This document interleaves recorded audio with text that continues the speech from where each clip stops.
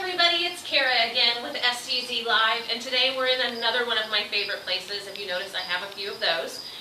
We are in the Education Animal Ambassador cold room today, and we're also going to take a little trip outside.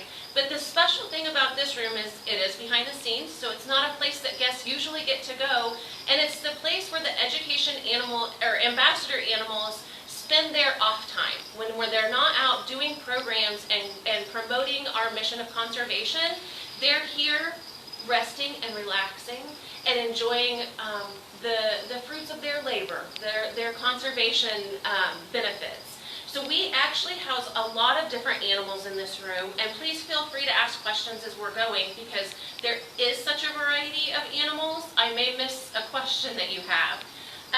We have reptiles and amphibians and mammals and birds. We cover the gamut here. Oh, and we have had invertebrates in the past, but we do not right now unless you count the crickets we use for feeding. What you're seeing right now is our state amphibian, the tiger salamander, and this tiger salamander's name is Kansas. And Kansas has been with us a long time. Kansas has been with us since 2008. And Kansas is a great ambassador. He's very busy during January for Kansas Day, and he is a great example of amphibians that we have in our state, not necessarily this part of the state, but we do have them in our state, and they allow us to help people learn about amphibians, which are an animal that are in crisis and really can use our help for a variety of reasons, one of which is pollution. Another is a fungus that can attack the skin of the amphibians, and so they are relying on us to help them survive these crises. And below, that Sinead's going to show you right now, is Colonel the corn snake. And Colonel the corn snake is a beautiful specimen of corn snakes. Corn snakes are also native to the Midwest, but this is not a color that you're going to see in a native snake. She was bred to be this beautiful burnt orange color, and she has a very interesting story. A friend of the zoo actually found her slithering up the support post of their pergola on their patio in the summertime, and they could tell by looking at her that she was not a snake that they would see around naturally. So they contacted us, and we were able to give the snake an identification. And it just so happened at that point in time, we had an opening for a snake ambassador. And so we welcomed her to the zoo through some conditions like quarantine and making sure she was healthy. But now she's part of our ambassador collection, and she can represent Midwest animals, snakes, reptiles. She has a lot of different messages that she can give to our guests. Kara, we have some of our friends out there asking when we will open up, and we are waiting, just like everybody else, to see what the governor's next regulations are, and then we will make that assessment for what is safest for our guests and our animals. Correct. We're always putting our guests and animals as our top priority, and so there are a few details for us to figure out, but we're hoping for you guys to be back because we miss you. We miss seeing all of our friends, and it's lonely some days. One of my favorite posts was something like, all you introverts, check on your extrovert friends. They're not okay. Yes, we are not. And we are not. No. We are not. Especially the huggy extroverts. Yes. Man, this is hurting. So this animal you're looking at right now is a Crested Gecko. It's a female. Her name is Sills, and she is older. I'll have to check her tag to see how old she is because I can never remember. She was born in 2008. And Sills, you'll notice, hasn't got a tail. Her tail actually fell off in quarantine, and that's a natural behavior that many lizards are able to do. They drop their tail, we call it, and for some species it grows back, usually not in its former gloriousness. It's usually a little stubbier and smaller, but Crested Geckos' tails do not grow back. This is our Crested Gecko Johnny, and he does have a tail. I have to remember the two females that we have do not have tails, but the male does.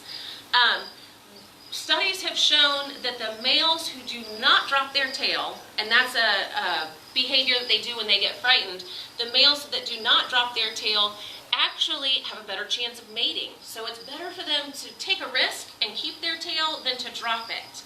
But both females we have dropped their tails And it's just been a very momentary accidental startle that has happened to both of them.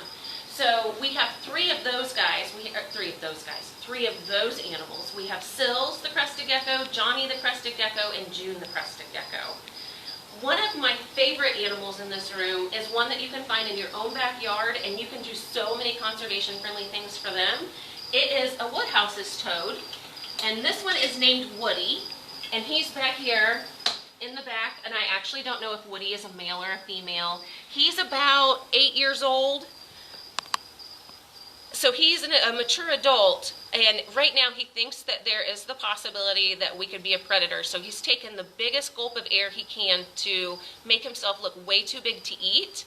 And so, but he's hanging out just waiting for a cricket or something else delicious to hop by. And that's what he gets here at Sedgwick County Zoo, is a varied diet, earthworms and crickets. Now this guy is a fan favorite. Let's see if I can get him to come out. Dyson. Come here. Dyson is a chinchilla. He is so handsome. Here he comes. You notice my reluctance to open the door. I can't give 100% of my attention to make sure that he'll stay in. And if he gets out, it is quite a comedy to watch us try to get him back in. We usually have to wait for him to decide that it's time to go back in, because he's got mad moves. He's like the Matrix. He can bounce off the walls. But he's an animal that allows us to talk about South American animals and animals that maybe are not the best suited for pets, but people sometimes get. Dyson is a very gregarious chinchilla, and he really enjoys our company. So he comes into the office every once in a while to visit with us, either in a rolly ball or a portable enclosure. And we always watch to make sure that he's getting enough enrichment and that his ears are perky and his demeanor is perky, because we want him to be happy. And then no education animal population is complete without these friends. And these are guinea pigs. One is a short-haired guinea pig, and his name is Turbo. I refer to him as my little sweet potato. And then the other one is an Abyssinian guinea pig, and it's just a longer-haired guinea pig, and his name is Andy. I kind of think he looks like a saddleback caterpillar. He's so cute, and it never fails to crack me up. The hair on his backside is always in bedhead shape. He's always got kind of a funny look going back there. I'm going to give him back their, oh, now I've got to remember which is which. Okay, Andy's was over here and Turbo's was over here.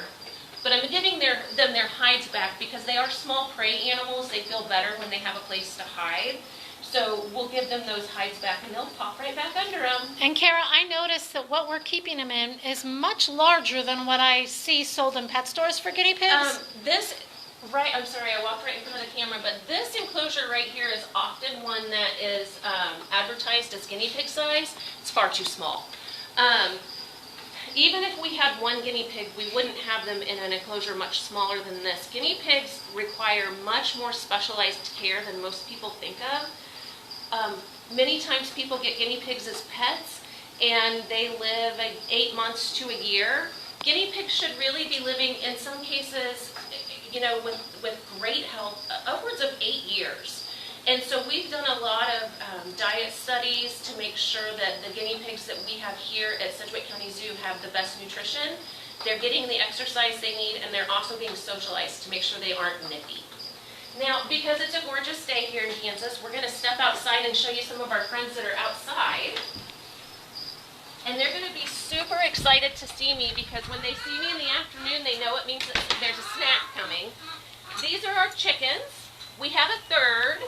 There's two that you can see. Kip is in the front, and she's a Lakenfelder. C is the fluffy one. She is a silky chicken. And then I'm going to see if I can get Nan, our Nathan chicken, to come out. She may be in a box in there. She must be in a box. So I'm going to pop in with them. See, they know that I'm coming with the good stuff. Oh, here she comes. Here comes Nan. She's not ever one to miss a snack. And neither is C. But you notice Kip kind of waits her turn. She's actually at the bottom of the pecking order, which has caused some issues for her behavior. So we've done some things to mitigate that. like making sure that she has space to move around in. Oh no, not my ring, please. And that we handle her so that she doesn't become overly aggressive. And so these guys go out on programs and they teach us a lot. They teach us about domestic animals, they teach us about birds, and some people keep chickens as pets, and so we can talk about them in that way too. And then we probably should have a peek at one of our most handsome ambassador animals. He has quarantine hair right now. He actually has summer shed hair. I am going to try and swap places with Shanae so that I can come over here and open the door, and he'll probably come back, but I want to make sure that I provide a place of safety for him so that he can't get past my arm. Bunnies don't have a fear of falling because they're not naturally up high. So, come here, Bean. You guys may remember him from some of our first ambassador adventures we did. When it was still nice and chilly outside, his fur was so smooth and so beautiful. Now that it's getting warmer, we're going to have to start brushing him every day to make sure that we keep his shedding fur under control. What a cute picture. He is so handsome, and he really is a sweet rabbit. He enjoys interaction with us. Not a big fan of being picked up, but he does enjoy interaction on the ground with us. And Kara, he came to us from the Humane Society, correct? He did come to us from the Humane Society, and so did Andy the guinea pig. So we do have a great relationship with the Humane Society. They're doing some, the Kansas Humane Society, they're doing some great things over there, and we always appreciate it when they give us a call when they've got a lead on a great ambassador animal for us. And even though Bean is this cute, his interest in not being picked up is probably one of the reasons that he had 2 homes before he came to us. Right. As our forever rabbit. He was adopted once, then came back, and was adopted again, and then came back, and then came to us. So rabbits are so cute. They're so fun, but they're also so messy. So you really have to take that into account. All right, guys. The wind's getting my hair, and the sunshine is calling me to go for a zoo walk. So we're going to wrap up now, but we want to thank you for joining us this afternoon. And remember, even though we're closed, we're still caring.